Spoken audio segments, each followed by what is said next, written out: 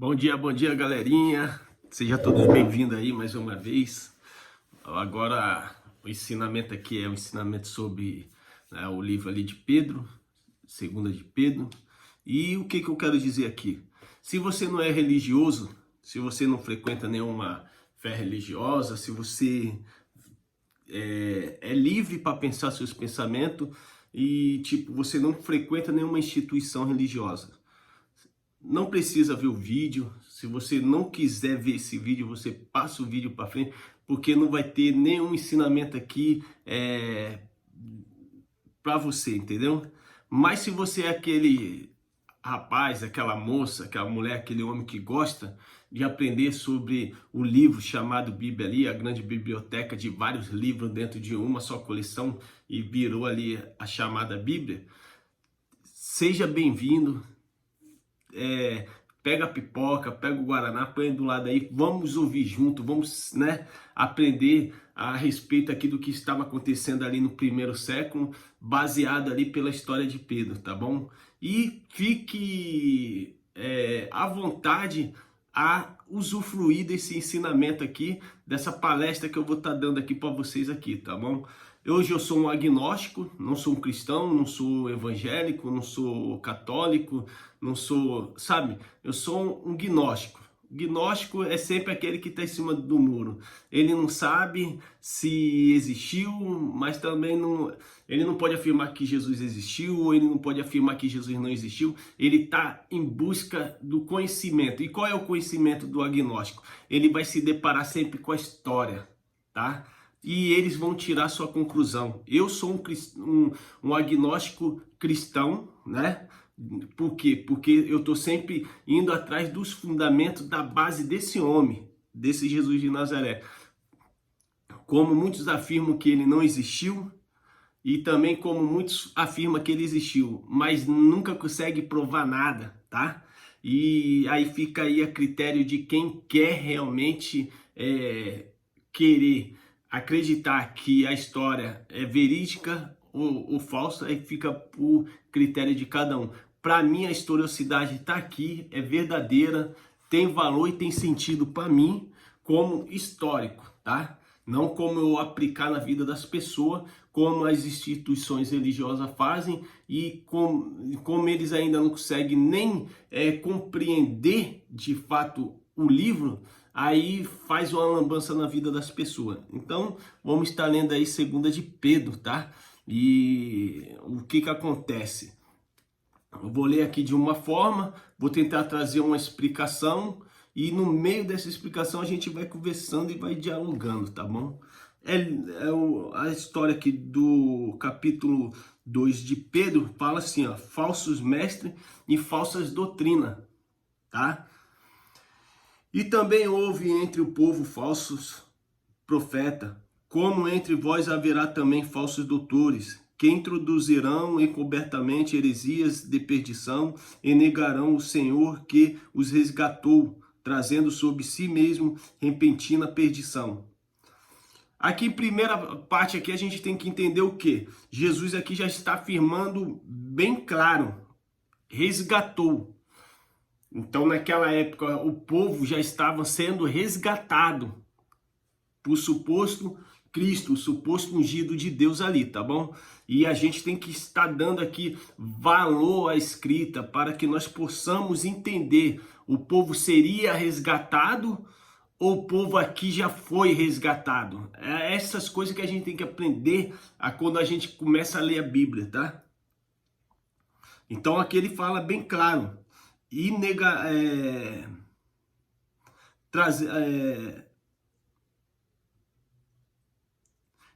e negarão o Senhor que os resgatou, trazendo sobre si mesmo repentina perdição. E muitos seguirão as suas dissoluções, pelos quais será blasfemado o caminho da verdade. Então, havia uma verdade, havia um caminho da verdade. Só que o que aconteceu naquela época? O caminho da verdade, ele já foi adulterado, né? Ele já foi negado. O caminho da verdade aqui, ó, muitos seguirão as suas dissoluções, pelos quais será blasfemado, blasfemou. Blasfemar é ir de contra com aquilo que Jesus fez, realizou. Sabe quando Jesus estava expulsando lá os tais demônios, lá curando, né, a mentalidade das pessoas lá, e os profetas da lei ali falavam assim, esse daí expulsa por Deus Zebu. E ali Jesus fala o quê? Que tipo, se pecasse contra Deus ou contra o Filho do Homem, lhe seria perdoado, mas se pecasse contra o Espírito Santo, esse daí de forma nenhuma seria perdoado, né?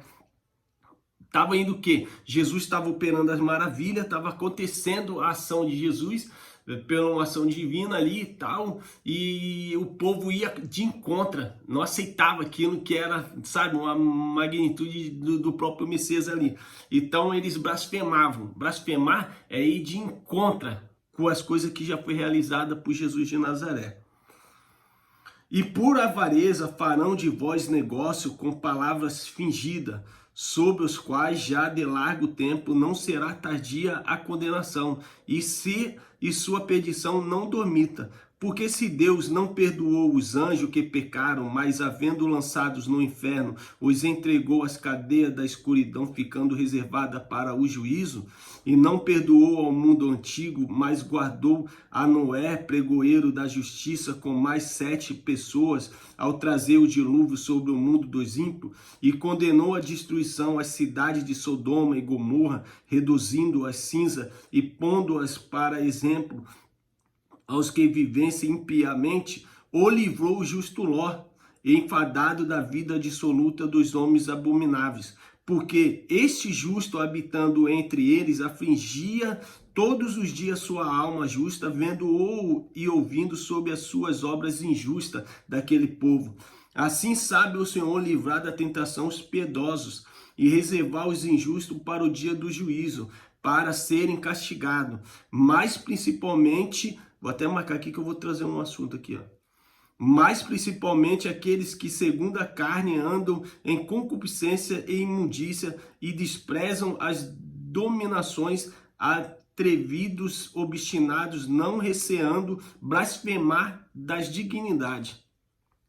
Enquanto os anjos, sendo maiores em força e poder, não pronunciam contra ele juízo, blasfemo diante do Senhor, mas este, como animais irracionais que seguem a natureza, feitos para serem presos e mortos, blasfemando do que não entende, perecerão na sua corrupção, recebendo o galardão da injustiça, pois que tais homens têm prazer nos deleites cotidianos. Nódoas são eles e máculas, deleitando-se em seus enganos quando se banqueteiam convosco. Tendo os olhos cheios de adultério e não cessando de pecar, engordando as almas inconstantes, tendo o coração exercitado na avareza, filhos da maldição, os quais, deixando o caminho direito, erraram-se, seguindo o caminho de Balaão, filho de Beor, que amou o galardão da injustiça, mas teve a repressão da sua transgressão, pois uma mula falando com voz humana impediu a loucura do profeta. Estes são fontes sem águas, nuvens levadas pela força do vento, para os quais a escuridão das trevas eternamente se reserva. Porque, falando coisas muito arrogantes de vaidade, seduzem com as concupiscências da carne e com as dissoluções aqueles que se estavam afastando do que andam em erro, prometendo-lhes liberdade, sendo eles mesmos escravos da corrupção. Porque de quem alguém é vencido, do tal faz-se também escravo. Porque se depois de terem escapado das corrupções do mundo, pelo conhecimento do Senhor e Salvador Jesus Cristo, forem outra vez envolvidos nelas e vencidos, tornou-se-lhes o último estado pior do que o primeiro. Porque melhor lhes fora não conhecerem o caminho da justiça, do que conhecendo ou desviarem-se do santo mandamento que lhes fora dado. Porém, sobreveio-lhes o que por um verdadeiro provérbio se diz: o cão voltou ao seu próprio vômito, e a porca lavada a rolar na lama. Se eu trazer isso daqui para os nossos tempos de hoje, falando que existem falsos profetas, né, como esses pessoal aí estão na igreja, profetizando, fazendo todas aquelas coisas, e falar que, tipo assim, afirmar que tudo isso que está acontecendo hoje seria por causa disso daqui, desse capítulo, aí eu teria que afirmar que ia vir também um juízo de Deus e uma destruição. Eu ia ter que concordar com eles lá dentro que ia vir uma certa destruição para esse povo. Mas não, o povo hoje ele é guiado por uma ignorância. E olha só, como aquele povo no primeiro século, a gente está no século 21, então já se passaram 20 gerações, 20 séculos. Então como no primeiro século todas essas pessoas aqui já estavam dentro desse contexto e ali Jesus estava dando uma liberdade para aquele povo. Por isso que 2 de Coríntios, capítulo 3, vai falar o quê?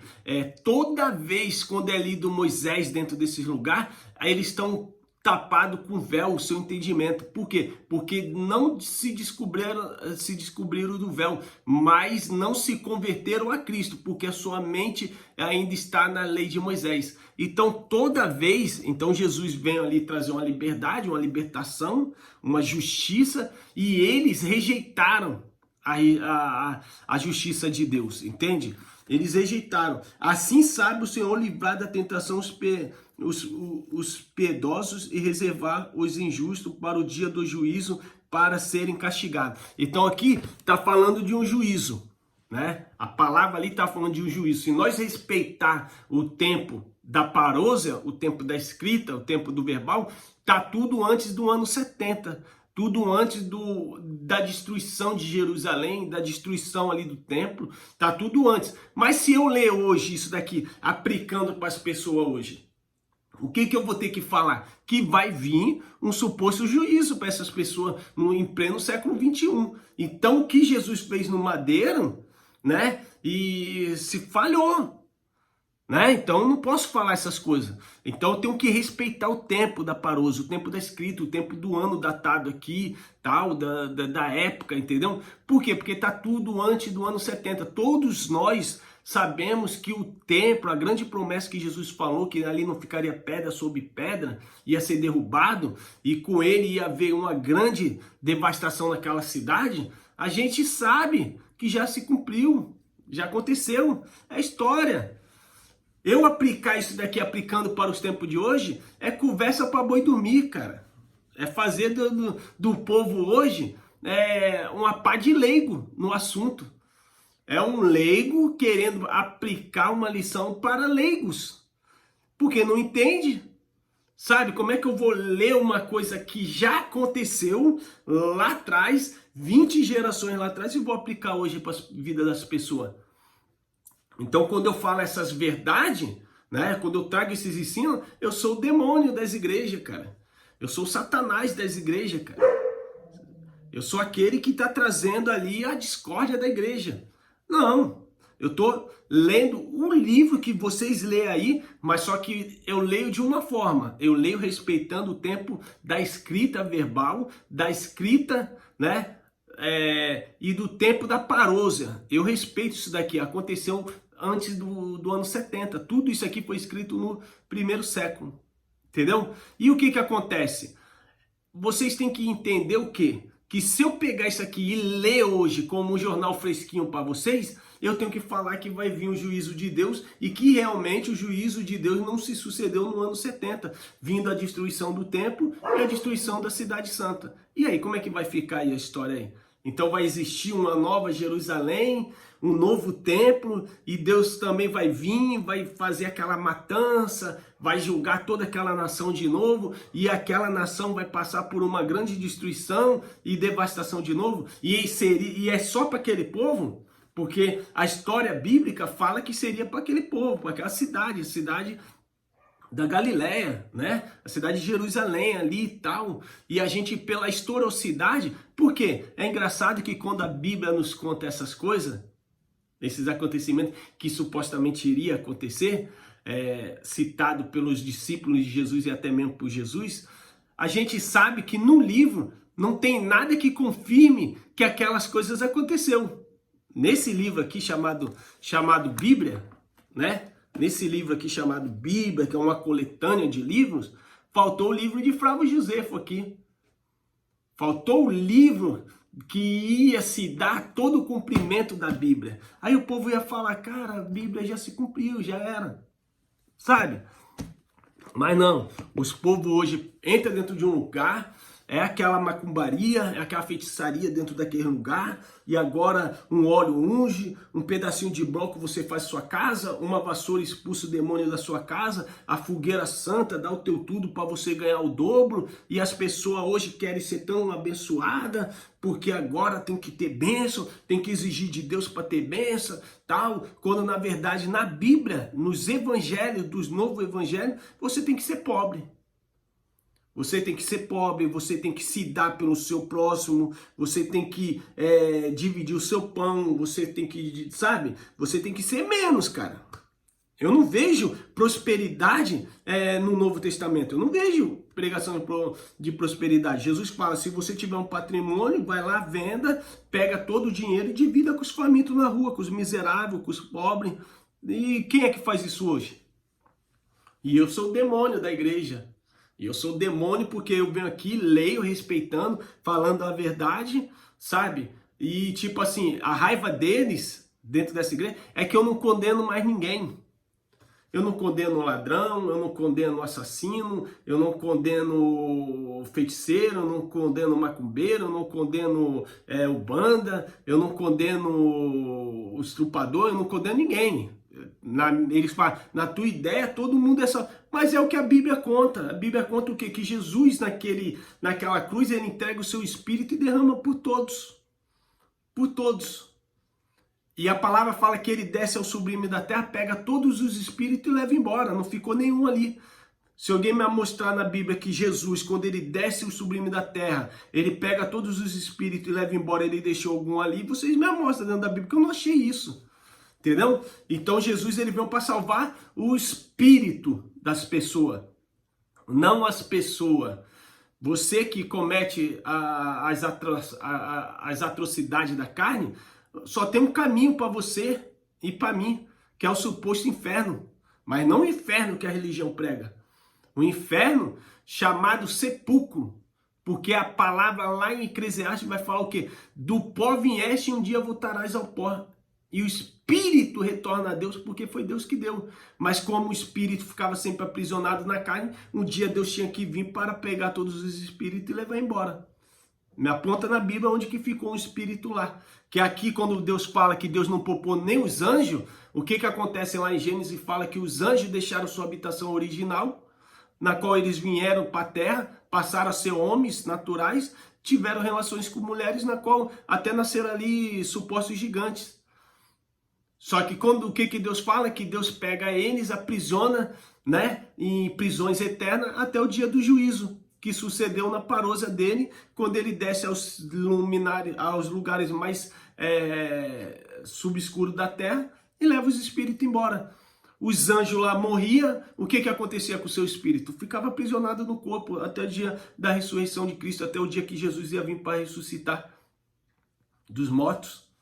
E quando aconteceu, tá lá, Mateus 27, 50 e diante. Quando ele desce, as terras, aconteceu o terremoto, os sepulcros se abriram e os mortos foram ressuscitados, na qual muitos viram corpos entrando na cidade santa. E um olhando pelo olhar carnal, que viu os corpos sendo jogados para fora dos seus túmulos. E outros com o olhar espiritual, porque na época existia os olhares, visões espirituais, e viam eles na sua forma original de espírito voltando para casa. E aí? Eu sou o diabo agora? Eu sou o Satanás? Eu sou o demônio? Porque eles acham que agora eu estou querendo pregar alguma coisa. Não, eu estou lendo o que está aqui, ó, no mesmo livro que eles lêem. Mas eles têm coragem de falar a verdade para o povo? Eles respeitam o tempo da escrita? Que aí eles falam, um dia os mortos vão ressuscitar. Onde que está isso daí, meu irmão? Que no século 21 alguém vai ressuscitar? Porque na minha Bíblia que é a mesma que a sua, está escrito em Mateus 27 que eles já ressuscitaram, que Cristo ressuscitou ele. E hoje nós temos corpo transformado, como diz Paulo. E nós, os vivos, seremos transformados. E isso respeitando o tempo da parousia da escrita, quando Paulo ainda estava vivo, ele achava que ele ia passar por essa transformação. Mas ele foi decapitado no ano 68, vindo assim à morte, e ali ele ainda ficou, talvez, ficou ali esperando o dia da redenção do Espírito. Né? Porque embora Mateus fala que tudo aconteceu no dia da sua morte ali, a gente tem que entender o quê? Que o juízo de Deus ele só sucedeu no ano 70, quando o tempo cai. Quando o tempo caiu, quando a Jerusalém foi tomada e sitiada ali a fogo, ali aconteceu o juízo de Deus. Mas só que a gente tem que entender também, de uma certa forma, pela história de Estevão. Estevão, quando ele olha para o céu, ele vê o céu aberto e ali já o tribuno de Deus já sendo julgado naquela nação. Tudo era para aquela nação. E isso baseado pelos livros, respeitando o tempo da parousia, o tempo da escrita. E eu sou o diabo da igreja agora? E que fosse, cada um tem o seu diabo, a nossa natureza humana é o nosso diabo. Porque o diabo que acusava, né, o acusador, o enganador, esse foi destruído, Hebreus 2,14. Cristo, na sua semelhança de carne, ele veio para aniquilar aquele que tinha o poder da morte e a chave do inferno. Isto a saber, o diabo. Você crê que Cristo realmente aniquilou o diabo? E o que é aniquilar o diabo? É destruir. Não existe mais, aniquilou, destruiu, acabou. Que diabo que tem? Jesus fala assim, ó, dentro do homem está todo o mau desígnio. A prostituição, a avareza, o ódio, a lascívia, a vingança, a ira, a inveja, a idolatria, a feitiçaria, o engano, a soberba. Está tudo em mim, está tudo em nós, está em vocês. Quem tem isso tudo dentro de cada um de nós, precisa de mais um diabo vir aqui para fazer alguma desgraceira? Não, eu faço a desgraceira. Tá a inveja, tá a idolatria, tá a prostituição, a avareza, a feitiçaria, a loucura, o engano, a mentira, a soberba, tudo isso já está em nós. Uma hora você tem raiva, uma hora você xinga, uma hora você engana, uma hora você mente, uma hora você quer tudo para você porque é ganancioso. Tudo isso está dentro de você. Na sua natureza humana, você não conseguiria ser a perfeição que Deus exigia perante a lei que o povo fosse. Por isso que sempre mostra ali a natureza humana batendo com as ideias da lei. Então a lei tinha que ser removida. A lei ali que acusava eles foi removida na cruz, implantada na cruz. É o que diz a palavra. Entendeu? Então o que acontece? Aqui a palavra vai falar o quê? A lei ela foi tirada de cena. Acabou o império de Moisés. O povo agora tinha que se converter a Cristo. Né, ali ter a ideia que Cristo libertou ele. Mas o que acontecia com aquele povo ali, quando isso acontecia? Porque se depois de terem escapado das corrupções do mundo, pelo conhecimento do Senhor e Salvador Jesus Cristo, forem outra vez envolvidos nelas e vencidos, tornou-se o último estado pior do que o primeiro. Então Deus veio, libertou, muitos foram ali, pregou, sai, fuja da cidade, se vocês estão sendo livres, vocês estão sendo libertos, vocês estão saindo do império, né, da lei de Moisés, o tempo vai cair, vai acabar o sacerdócio, vai acabar os escribas, vai acabar fariseu, vai acabar todas essas ordenanças e agora vocês vão ser livres. Só que aí depois que Deus destrói a cidade, que Deus destrói o templo, que Deus destrói todos os sacerdócios ali, que eram os falsos profetas, os mestres, né, os falsos mestres que ensinavam. Por quê? Jesus ele seguia ali, ele separou ali os discípulos ali, 70 homens, né?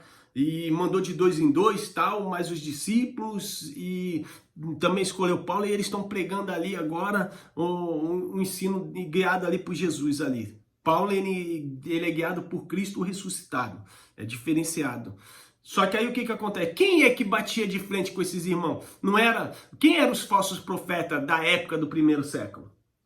Quem que era os falsos profetas? Eram os legalistas, eram os da lei, eram os mestres, fariseus, escribas. Era eles que enganavam o povo, era eles que não deixavam o povo entrar no reino estabelecido de Deus.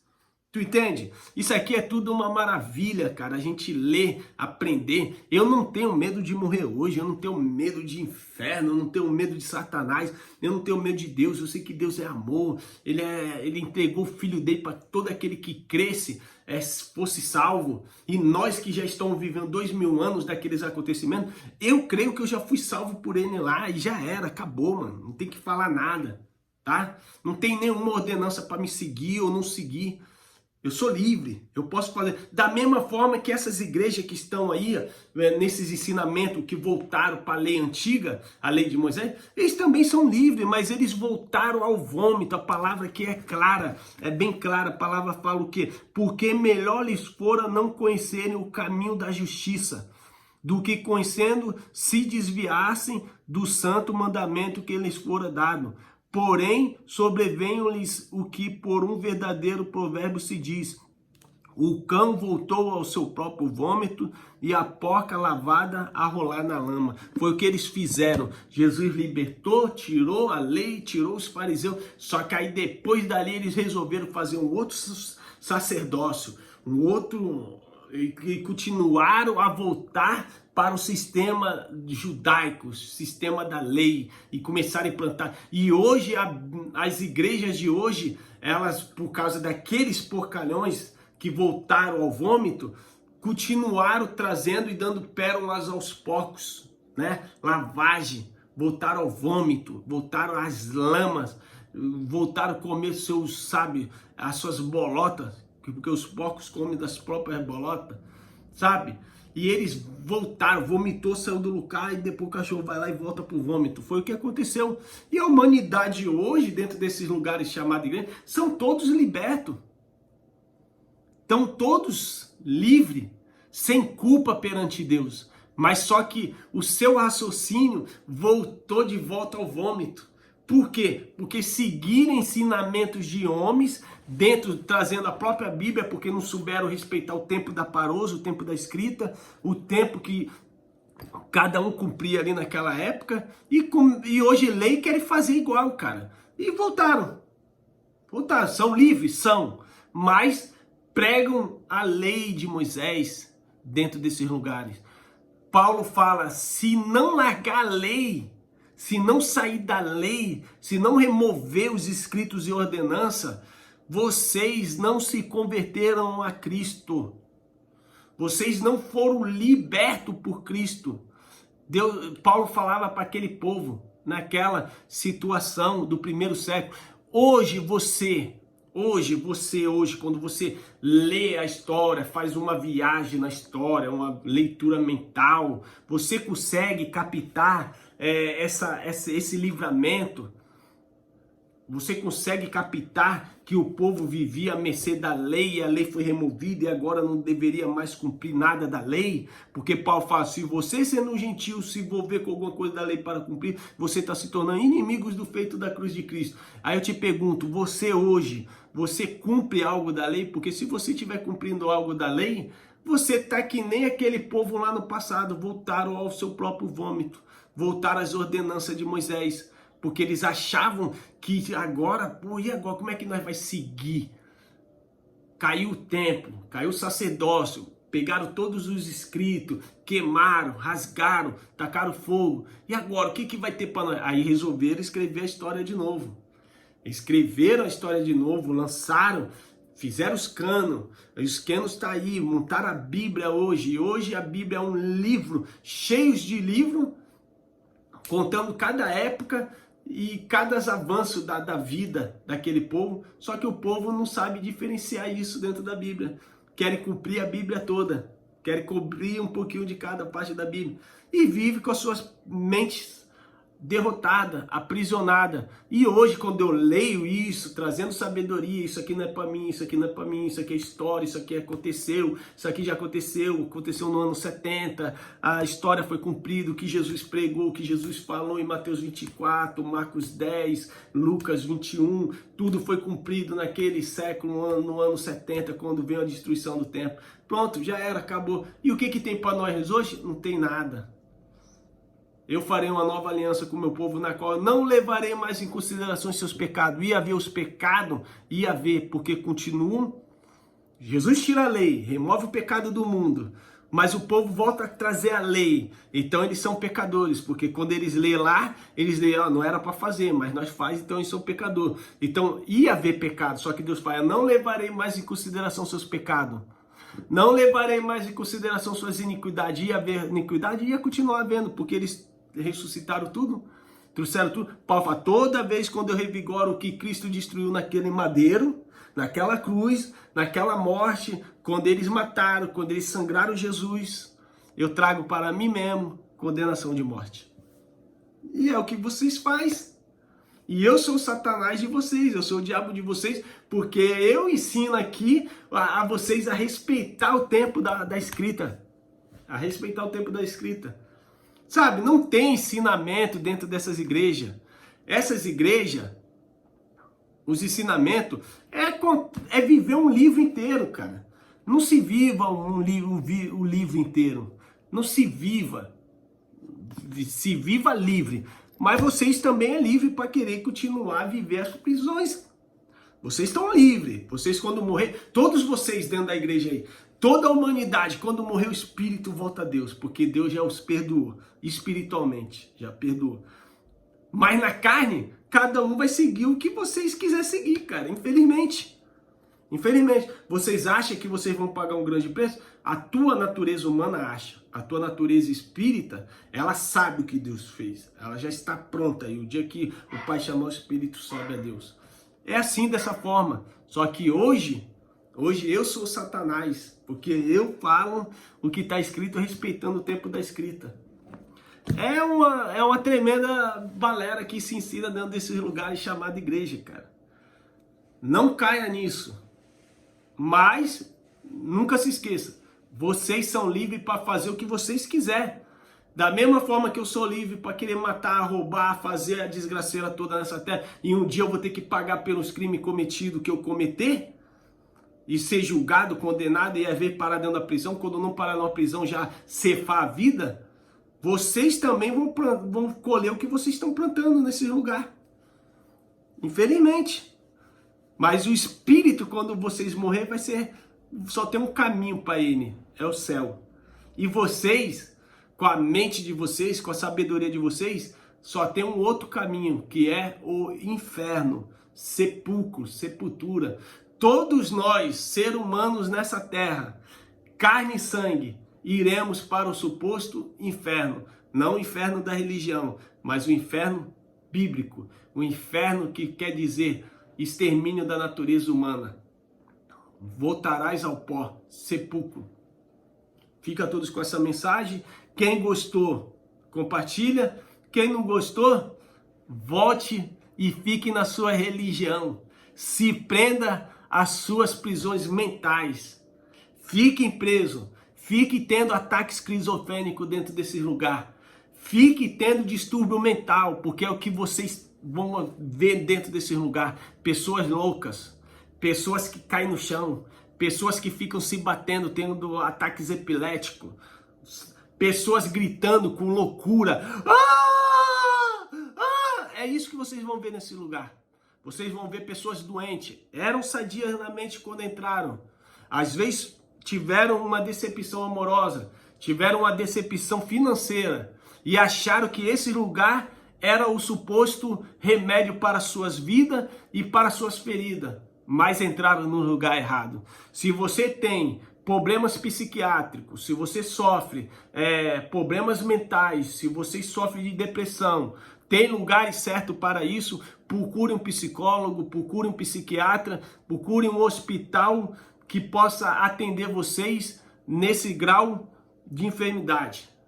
Mas não caia na onda de querer cair dentro de uma igreja para achar cura para essas feridas. Nunca vão existir. Vocês vão ver pessoas lá que entraram cega e vão morrer cega dentro desse lugar, porque eles nunca curam a cegueira de ninguém. Vocês vão ver pessoas entrando surdas dentro desses lugares chamados igreja e vão morrer surdas, porque não curam ninguém dentro desse lugar. Vocês vão ver muitas pessoas entrando em cadeira de roda, que tem, como se diz, são pessoas, eu esqueci até o nome agora, pessoas com deficiência física e vão morrer dessa forma. Não há cura, não tem cura nesse lugar. Só tem engano, só tem mentira, só tem as mentiras e as manobras, não dessas pessoas, mas daquelas pessoas do primeiro século que continuaram implantando na vida das pessoas, e as pessoas vieram aprendendo isso, infelizmente. Não foi nós a culpa não é nós, né, os pastores de hoje. A culpa foi os pastores do primeiro século que deram seguimento à podridão que um dia Cristo libertou aquele povo. Eles voltaram de volta para as podridões. Eles voltaram de volta ao vômito e continuaram trazendo. E as pessoas foram se alimentando disso, foi aprendendo isso. E as mentes das pessoas hoje estão focadas nisso, cauterizada nisso. Infelizmente, vocês vão ver pessoas cancerígenas dentro desse lugar e vão morrer com câncer. Tem cânceres que são curáveis, né? Tem todo um tratamento, aí eles se recuperam, voltam a viver suas vidas tranquilas, felizes, mas tem câncer que não é para cura, é maligno, vai matar mesmo, vai destruir você, e vocês vão ver essas pessoas morrendo. Eu não caio mais na religião, a religiosidade. Igreja no Brasil é uma falácia, é religião, é religiosidade. E religiosidade não cura, não traz salvação, não traz felicidade para ninguém. A felicidade é felicidade do coletivo. A gente se dá com as pessoas ali e procurar se viver bem. Só isso, mais nada. Mas o ensinamento maduro que era para se ter, os próprios profetas da Bíblia já nos ensina. Paulo nos libertou de tudo isso aqui, ó. Paulo é o único homem dentro da Bíblia que nos livra de todo o jugo da lei e da escravidão. Tudo aquilo que eu tinha como refúgio, tudo aquilo que eu aprendi na lei, tudo aquilo que eu aprendi aos pés de Gamaliel, eu trago como bosta, como merda, como esterco. Era o que ele falava. É o que ele falou. Na lei, nada me acrescentou.